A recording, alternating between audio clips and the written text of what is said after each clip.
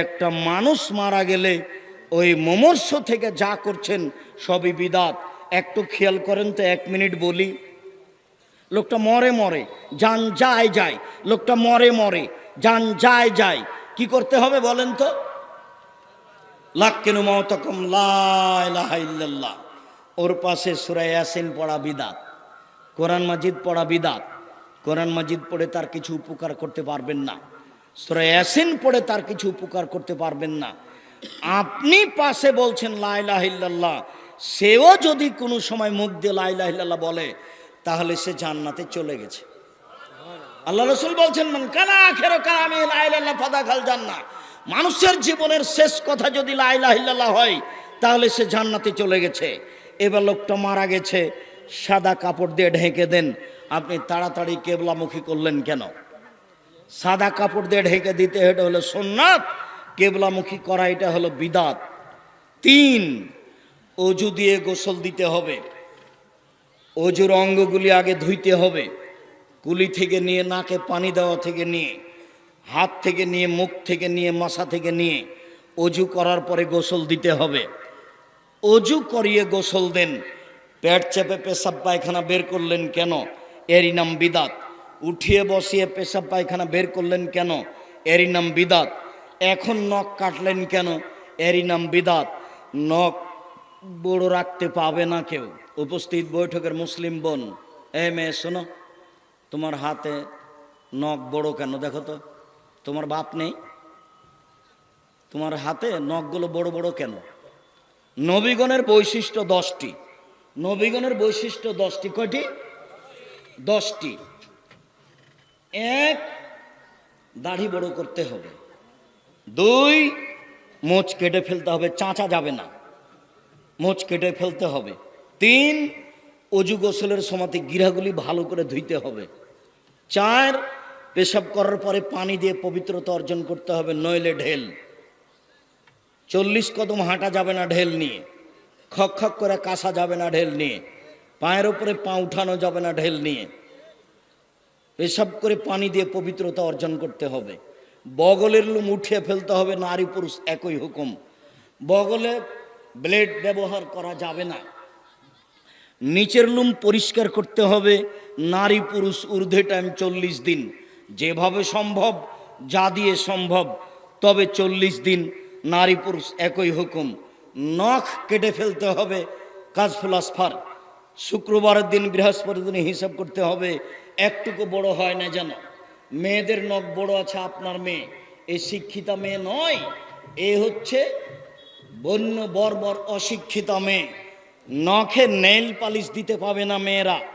নখে nail polish দেওয়া ইহুদি খ্রিস্টানদের পতিতালয়ের মেয়েদের বৈশিষ্ট্য। নখে নেইল পালিশ দেওয়া কার বৈশিষ্ট্য? ইহুদি খ্রিস্টানদের পতিতালয়ের মেয়েদের বৈশিষ্ট্য নখে নেইল পালিশ দেওয়া। মহিলারা হাতে মেহেদি দিবে, হাতের নখে তো দিবেই, পায়ের নখে দিতে হবে।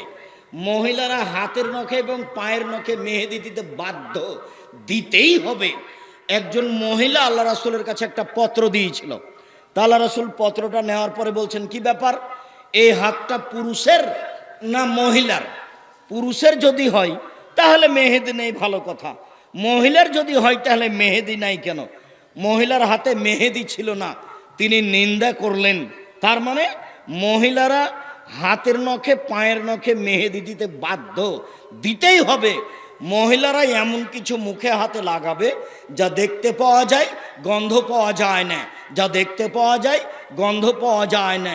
বিউটি পার্লারে তারা ঢুকতে পাবে না, ঢোকা নিষেধ। ওখানে ভুরু তুলে চিকন করা হারাম, ওখানে দাঁত ছিলে চিকন করা হারাম। তবে বিউটি পার্লারে যা কিছু পাওয়া যায় সেগুলি মহিলারা মুখে হাতে লাগাতে পারে। ওরা এমন কিছু লাগাবে যা দেখতে পাওয়া যায়, গন্ধ পাওয়া যায় না।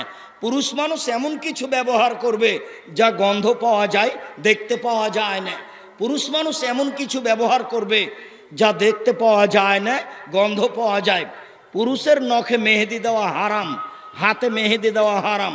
কোনো পুরুষ হাতে নখে মেহেদি দিতে পাবে না। আব্দুর রাজ্জাক সাহেব, থামেন। আল্লাহর নবী দাড়িতে মেহেদি দিয়েছিলেন, যার কারণে আমাদের মেয়েরা পায়ে মেহেদি দেয় না।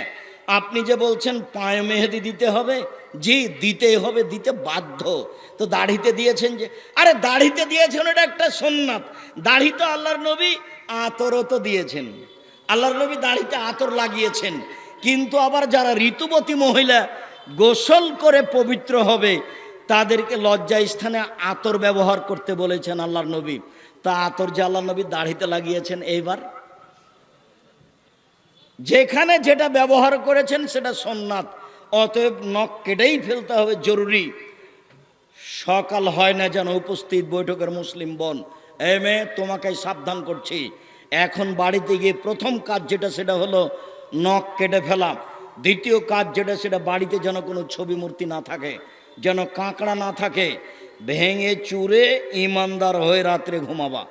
বক্তব্যের সাথে মুনাফিকি করে রাত্রে ঘুমিয়ে জান্নাত পাওয়ার চেষ্টা করিও না, হিসাব ভুল। বলছিলাম নখ কাটা যাবে না এখন, মোচ কাটা যাবে না এখন, পরিষ্কার করা যাবে না এখন।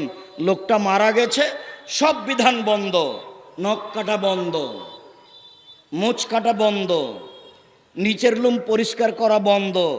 এখন শুধু অজু দিয়ে গোসল দিতে হবে, সবই বেদাত। অজু দিয়ে গোসল দিয়ে তিনটা কাপড়, ছেলের জন্য, মেয়ের জন্য, সবার জন্য, লাশটাকে তিনটা কাপড়ের উপরে রেখে দেন। তিনটাই সমান, ছোট বড় হতে পারে।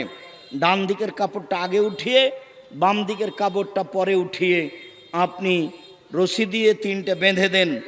মহিলাকে গোসল দিবে মহিলা, পুরুষকে গোসল দিবে পুরুষ। তবে স্বামী গোসল দিবে স্ত্রীকে, স্ত্রী গোসল দিবে স্বামীকে, এটাই বিধান। স্বামী মারা গেছে, স্ত্রী বেঁচে আছে, স্ত্রী গোসল দিবে, এটাই বিধান। স্ত্রী মারা গেছে, স্বামী বেঁচে আছে, স্বামী স্ত্রীকে গোসল দিবে, এটাই বিধান। একাধিক সহিহ হাদিস। এছাড়া মহিলাকে গোসল দিবে মহিলা, এছাড়া পুরুষকে গোসল দিবে পুরুষ। সম্মানিত দিনী ভাই বোন, পুরো শরীরে পানি ঢেলে দিয়ে, সাবান গায়ে দিয়ে একবারে ভালো করে ডোলে গাও হাত পরিষ্কার করবে। লজ্জা স্থানে হাত লাগিয়ে পরিষ্কার করতে পারে, কোনো সমস্যা নেই।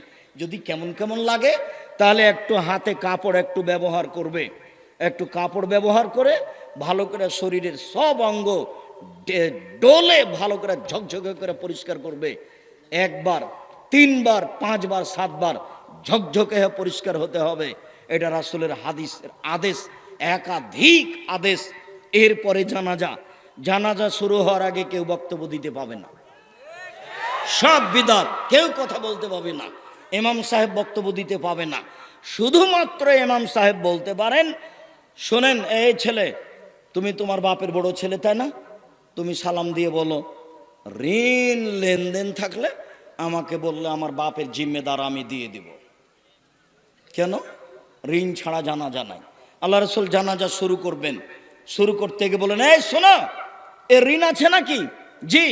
তাহলে আমি গেলাম, তোমরাই জানাজা করো, আমি গেলাম। উঠেই চলে যাচ্ছেন আল্লাহ রাসূল। থামেন থামেন থামেন থামেন, আমি ঋণ পরিশোধ করে দেবো, আমি ঋণ পরিশোধ করে দেবো। আচ্ছা ঠিক আছে। তাই ছেলে বলতে পারে, বাপে বলতে পারে, বড় ভাই বলতে পারে, ঋণের কথা কোনো বক্তব্য নেই, কারো বক্তব্য চলবে না। ইমাম সাহেব কাতার সোজা করতে বলবেন, আজান না একামত নেই, কাতার সোজা করতে বলে আল্লাহু আকবার বলে হাত উঠিয়ে জানাজা শুরু করবেন। 4 তাকবীরের জানাজা। সালাম ফিরে লাশ নিয়ে যাবেন। মাথা আগে না পা আগে বিবেচনার প্রয়োজন নাই, আগে বিবেচনা করলে বিদাত হবে। 4 জন ঘাড়ে করে লাশ নিয়ে যাবে, মধ্যে নামাতে হবে, এটাই বিদাত। প্রয়োজনে 10 বার নামাবে। কাঁধ পরিবর্তন করতে হবে, এটাই বিদাত। প্রয়োজনে 10 বার কাঁধ পরিবর্তন করবে। বুঝা গেল না কথা মনে হয়? প্রয়োজনে 10 বার নামাবে, কিন্তু নামাতে হবে এই কথা বিদাত। বুঝাতে পারিনি, বুঝাতে পারলাম না? প্রয়োজনে নামাতে হবে। কাঁধ আমার ব্যথা করছে তাই আমি নামিয়ে দিলাম, প্রয়োজনে কয়বার নামাবো? 10 বার নামাবো, কিন্তু নামাতে হবে, এইটা বিদাত। বুঝা গেল না কথা? কাঁধ পরিবর্তন করতে হবে, এটা বিদাত। প্রয়োজনে 10 বার কাঁধ পরিবর্তন করব, কিন্তু পরিবর্তন করতে হবে, এটা বিদাত। যেমনভাবে এতেকাফ কোনো মহল্লাতে যদি না করে তাহলে মহল্লাবাসী পাপী হবে, এই কথা মিথ্যে। তাই তারা একজন মওলানাকে অমুক গ্রাম থেকে ধরে নিয়ে এসেছে। ধরে নে বলছে আমাদের মহল্লাতে একটু ইতিকাফ করে আমাদের বাঁচানো, একবারে নগদ মিথ্যা কথা।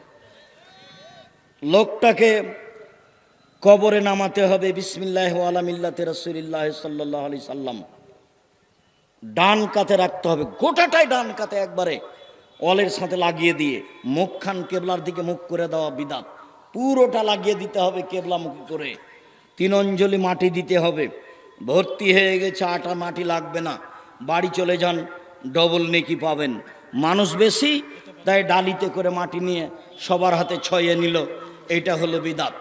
এবার কবরের চতুর্দিকে 4টা খড়ি পুঁতে দিলেন, খেজুর ডাল, এটা হলো বিদাত। কুকুরে ক্ষতি করতে পারে, যে কোনো মূল্যে তাকে আটকে রাখার চেষ্টা করেন, জাল টাল কিছু দেন, সেটা ভিন্ন কথা। মাটি ভালো, কোনো সমস্যা নেই, তবু আপনি পানি ঢাললেন, এটা হলো বিদাত। চতুর্দিকে দাঁড়িয়ে সবাই মিলে দোয়া করলেন, এটা হলো বিদাত। 40 দিনের দিন খাওয়ালেন, এটা হলো শিরক ও বেদাত। সম্মানিত দিনী ভাই বোন, এক জানাজাকে লক্ষ্য করে 241টা বেদাত আছে, বই পুস্তকে দেখুন। সম্মানিত দিনী ভাই বোন, বলছিলাম শিরক দেখাচ্ছিলাম। 1, মাদুলি ঝুলানো শিরক। 2, স্বামী স্ত্রীর মধ্যে ভালোবাসা সৃষ্টি করা শিরক। 3, ঝাড়ফুঁক করা শিরক। তবে কোরআন মাজিদের আয়াত পড়ে ঝাড়ফুঁক করা যায়, তবে হাদিসের দোয়া পড়ে ঝাড়ফুঁক করা যায়, শিরকি কথা দিয়ে ঝাড়ফুঁক করা যায় না। রাসূল সাল্লাল্লাহু আলাইহি সাল্লাম বললেন, মান তাআল্লাকা তামিমান ফাকাদ আশরাকা, কেউ যদি মাদুলি ঝুলায় তাহলে সে শিরক করলো। 10 জন লোক নবীর কাছে আসলো, 9 জনের সাথে বায়াত করলেন, একজনকে ছেড়ে দিলেন। ওরা 9 জন বলল যে তারাক্তা তিসাতান ও তারাক্তা বায়াতা তিসাতান ও তারাক্তা ওয়াহিদান। আল্লাহর নবী 9 জনের সাথে বায়াত করলেন, একজনকে ছেড়ে দিলেন। তখন আল্লাহ রাসূল বলছেন, ওর গলায় তাবিজ আছে, সেই জন্য বায়াত করলাম না। ফাদ খালা দাও ফাকাতাহা, হাতটা ভিতরে ঢুকিয়ে তাবিজটা ছিঁড়ে ফেলে দিল। আল্লাহ রাসূল তার সাথে বায়াত করলেন। যখন ওই যে ত্রাণ বিতরণে গেছিলাম, তখন আমি ওই যে মাদুলি কেটে কেটে ফেলছিলাম, দেখেননি দৃশ্য? যখন যাকে টাকা পয়সা দিয়েছি তখনই তার গায়ে হাতে মাদুলি আছে কিনা এটা খেয়াল করেছি, এখনো করি। আপনার হাতে যদি মাদুলি থাকে, গলায় থাকে, মাজায় থাকে, উপস্থিত বৈঠকের দিনই মুসলিম বোন, এই মেঘ কথা বলছো কেন? উপস্থিত বৈঠকের দিনই মুসলিম বোন, আপনার কোমরে মাদুলি আছে নাকি? হাতে বাহুতে মাদুলি আছে? তাবিজ আছে? তাবিজ থাকলে আপনি এখনই খুলে ফেলুন, এখনই, এই মুহূর্তে, 1 সেকেন্ড দেরির সুযোগ নেই।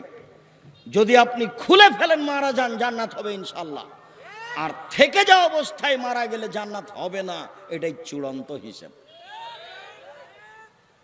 সাফিয়া রাদিয়াল্লাহু তাআলা আনহা বলেন, মান আতারাফান ফাসালাহু আন শাইইন, কেউ যদি কোনো গণকের কাছে যায়, গণককে কোনো বিষয়ে জিজ্ঞাসা করে, লা তুকবালু সালাতুন আরবাইনা লাইলা, 40 দিন তার নামাজ কবুল হবে না।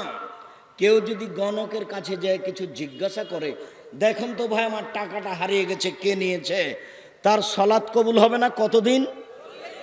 40 দিন।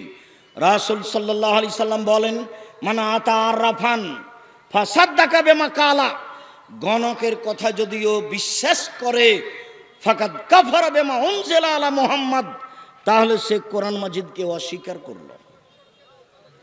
এবার আপনার কাছাকাছি বাড়িতে চলে আসে, আপনার ঘরে প্রবেশের জন্য যাচ্ছে, দেখেন ওয়াকেদ আল-লাইসি রাদিয়াল্লাহু তাআলা আনহু বলেন, আল্লাহর নবী হুনাইনের যুদ্ধে গেলেন, তো একটা গাছের পাশ দিয়ে যাচ্ছিলেন, ইউকালালাহা জাত আনোয়াতিন, সেই গাছের নাম হলো জাত আনোয়াত। এই যে একটা গাছ, সেই গাছটার নাম হলো জাত আনোয়াত। মুশরিকেরা তাদের তরবারি সেই গাছে ঝুলাতো, তারা মনে করতে এতে সুবিধা হবে। তখন সাহাবীগণ বললেন, আল্লাহর নবী, ইজাল্লানা জাতা আনোয়াতিন কামালাহুম জাত আনোয়াত, আপনি আমাদের জন্য একটা এরকম গাছ করে দেন না, আমরা সেখানে তরবারি ঝুলাবো, এরা যেমন তরবারি ঝুলাচ্ছে আমরাও তেমন তরবারি ঝুলাবো। তখন আল্লাহ রসুলের উত্তরটা শোনেন তো, আমার দিকে চেয়ে থাকবেন, এই ছেলে বসো, তুমি কোনো কাজ দেখাচ্ছ আমাকে? তুমি আমার চেয়ে বেশি ক্লান্ত। আপনার তো একটা ইতস্তবোধ থাকতে হবে, আমি তো ক্লান্ত, আমি তো আপনার বিরক্তির আগেই কথা শেষ করব। কাজে দয়া করে আপনি আমাকে কোনো কাজ দেখাবেন না। বিনীত অনুরোধ, আপনি কাজ আমাকে দেখিয়ে পরিবেশ নষ্ট করবেন না। সাহাবীগণ বললেন, একটা গাছ আমাদের জন্য করে দেন, ওদের যেমন গাছ আছে। তখন আল্লাহ রসুল প্রথমে বলছেন, সুবহান আল্লাহ, হায় হায় হায় হায়, এটা কি কোনো কথা হলো? সুবহান আল্লাহ, হাদা কালা কমে মুসা। আরে এটা তো মুসার সম্প্রদায় যা বলেছিল সেটাই হয়ে গেল। মুসা আলাইহিস সালামের সম্প্রদায় বলেছিল, ইজাল্লানা এলাহান কামালাহুমা আলেহা, মুসা আপনি আমাদের একটা মাবুদ করে দেন, যেমন ভাবে ইহুদি খ্রিস্টানদের অনেক মাবুদ আছে। ভারতে আছে সরস্বতী, ভগবতী, কালী, দুর্গা। সৌদি আরবে আছে লাত, মানাত, উজ্জা। আগে ছিল ইয়াউক, এগুস, নাসর। এইরকমভাবে চিরদিন মানুষ মূর্তি পূজা করেছে। তা আপনি মুসা আলাইহিস সালাম, আপনি একজন নবী, আমাদের জন্য একটা মাবুদ করে দেন, ওদের জন্য যেমন মাবুদ আছে। ছি ছি ছি ছি ছি, তোমরা একটা গাছের দাবি করে মুসা আলাইহিস সালামের সম্প্রদায় যা করেছিল তাই করেছ, এটা কথা হলো? আমার কাছে একটা গাছের দাবি করলে কেন? গাছের দাবি কেন করলেন? তরবারিটা ওখানে ঝুলিয়ে রাখবেন, তাহলে জয়ী হবে, এইটুকু সুবিধে। এই হাদিস দিয়ে কে বড় ক্ষতিগ্রস্ত বয়ে এদেশে যত সুবিধা নেওয়া আছে সবকে শিরক বলা আছে। এটা দিয়ে বলা আছে জন্মদিবস শিরক। আগের দিন আপনি কেন খানা পানি করবেন না? গাছে তরবারি ঝুলালে কি হবে? গাছে তরবারি ঝুলানো আল্লাহ রাসূল নিষেধ করলেন কেন? সবারই এরকম মাবুদ ছিল, কিছু সুবিধা নিত। কাবা ঘরের সাথে একটা মাবুদ ছিল, তার নাম হবল। এটা হলো ইহুদি খ্রিস্টান নয়, মুহাম্মদ সাল্লাল্লাহু আলাইহি সাল্লামের বাপ, চাচা, দাদা না খালু যারা, ওরা একে আল্লাহ বলে মানত, তার নাম হবল। সেই হবল মূর্তির পাশে একটা পাতিল ছিল, সেই পাতিলে 3টে খড়ি ছিল। একটা খড়ির গায়ে লেখা ছিল ইফাল, করো। একটা খড়ির গায়ে লেখা ছিল লাতাফাল, করো না। একটা খড়ির গায়ে লেখা ছিল মুহমাল, কিছুই না। তো মানুষ যদি তার মেয়ের বিবাহ দিবে অমুক ছেলের সাথে, তখন ওই পাতিলের ভিতরে এভাবে হাত ঢোকাতো, দেখেন, একটা খড়ি বের করতো, ইফাল, করো। ও হবল আল্লাহ বলে দিল বিবাহ দিয়ে দাও। লাতাফাল, করো না। হবল আল্লাহ বলে দিল বিবাহ দিতে হবে না। এই বিশ্বাসে চলে আসছিল। বিশ্বাস, তারই নাম আকীদা, বিশ্বাস। মূর্তির সামনে কলা দেওয়া হয়েছে, জিলাপি দেওয়া হয়েছে, তারাও জানে যে খেতে পারবে না, তবুও করছে কেন? তার নাম বিশ্বাস, তার নাম আকীদা, তার নাম বিশ্বাস। সম্মানিত দিনী ভাই বোন, রাসূল সাল্লাল্লাহু আলাইহি সাল্লাম যখন কাবা ঘরে ঢুকলেন, তখন কাবা ঘরে কতটি মূর্তি ছিল? 360টি। রাসূলের হাতে একটা ছিল লাঠি। তিনি আঘাত করে মূর্তিগুলি ভাঙতে লাগলেন আর মুখে বলতে লাগলেন, জাল হক এসেছে সত্য, ওয়াজাকাল বাতিল চলে গেছে মিথ্যা। ইন্নাল বাতিলা, নিশ্চয় মিথ্যা, কানা জাহুকা, চিরদিন মিথ্যা। এসেছে সত্য, চলে গেছে মিথ্যা, নিশ্চয় মিথ্যা, চিরদিন মিথ্যা। সব মূর্তিগুলিকে ভেঙে দিলেন। মূর্তিগুলি ছিল তার বাপের, মুহাম্মদ সাল্লাল্লাহু আলাইহি সাল্লামের পিতার। বলেন তো, মুহাম্মদ সাল্লাল্লাহু আলাইহি সাল্লামের পিতা এখানে কে? ইব্রাহিম আলাইহিস সালাম। ভুলে যাচ্ছেন? এই যে যে যে যে সেদিন বলছিলাম না, জিবরাইল আলাইহিস সালাম আমাদের নবীকে নিয়ে গেছেন সপ্তম আকাশের উপরে। নিয়ে গিয়ে জিবরাইল বলছেন, হুয়া ইব্রাহিম, হুয়া আবুকা ফাসাল্লাম আলাইহি, ইনি হচ্ছেন ইব্রাহিম, ইনি আপনার বাপ, আপনি তাকে সালাম দেন। তখন আমাদের নবী একটু আগিয়ে গেলেন, আগিয়ে গিয়ে বলছেন, আসসালামু আলাইকুম ইয়া আবি, আব্বা আপনাকে সালাম। তখন ইব্রাহিম আলাইহিস সালাম বলছেন, ওয়ালাইকুম সালাম ইবনি সালেহ নবী সালেহ, ও আমার সৎ ছেলে, তোমাকেও সালাম। ও সৎ নবী, তোমাকেও সালাম। এটা কে বললেন? ইব্রাহিম আলাইহিস সালাম। আমাদের নবী কি বললেন? আব্বা আপনাকে সালাম। তো ইব্রাহিম আলাইহিস সালাম কি বললেন? ও আমার সন্তান, তোমাকেও সালাম। কাবা ঘরে কার মূর্তি ছিল? ইব্রাহিম আলাইহিস সালাম। ইসমাইল ইসাহাকের সম্মান করা শিরক। সম্মানিত দিনী ভাই বোন, রাসূল সাল্লাল্লাহু আলাইহি সাল্লাম যে রোগে মারা গেছেন, শেষ অসুখ, সেই সময়ে তিনি বললেন, পৃথিবীর মানুষ সাবধান থেকো, লানাল্লাহুল ইয়াহুদা ওয়ান নাসারা ইত্তাখাযু কুবুর আনবিহিম মাসাজিদা। নিশ্চয় ইহুদি খ্রিস্টানের প্রতি অভিশাপ, নিশ্চয় ইহুদি খ্রিস্টানের প্রতি অভিশাপ। ওরা নবীদের কবরকে মসজিদ তৈরি করেছে, ওরা নবীদের কবরকে মসজিদ তৈরি করেছে।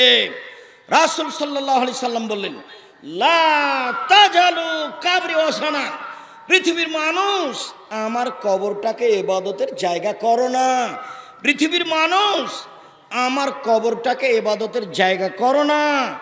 ইন্নাল্লাহ ইয়াগযিবু আলা কওমিন, নিশ্চয় আল্লাহ ওই জাতির উপরে রাগান্বিত হন যে জাতি কবরে মসজিদ তৈরি করে। মসজিদের সাথে কবরের কোনো সম্পর্ক নেই। আল্লাহ রাসূল বললেন, লা তুসাল্লু আলাইহে ওয়ালা এলাইহে ওয়ালা বাইনাহুমা, কবরের উপরে সালাত আদায় করো না, কবরের দিকে সালাত আদায় করো না, কবরের পাশে সালাত আদায় করো না। মসজিদের ডানে কবর চলবে না, বামে চলবে না, সামনে চলবে না, পিছনে চলবে না, মসজিদের ভিতরে কবর চলবে না। এই মসজিদ সরাতে হবে, এ কথাই ঠিক। যারা এগুলো করে তারা শিরক করে। কবরস্থানে যাওয়া শিরক, কবরের কাছে কিছু চাওয়া শিরক, কবরকে মূল্যায়ন করা শিরক, পীরের কাছে কিছু চাওয়া শিরক, কবরে মানত মানা শিরক। এগুলো হচ্ছে বড় বড় শিরক। সম্মানিত দিনী ভাই বোন, বলছিলাম আমি আর আজকে বিদাতের আলোচনা করলাম না, তবে এতটুক মনে রাখতে বলছি আপনাকে, সেদিন যে ঈদের সালাতে গিয়ে যা করেছেন এগুলো সব বিদাত। রমজান মাসে যা করেছেন এগুলো সব বিদাত।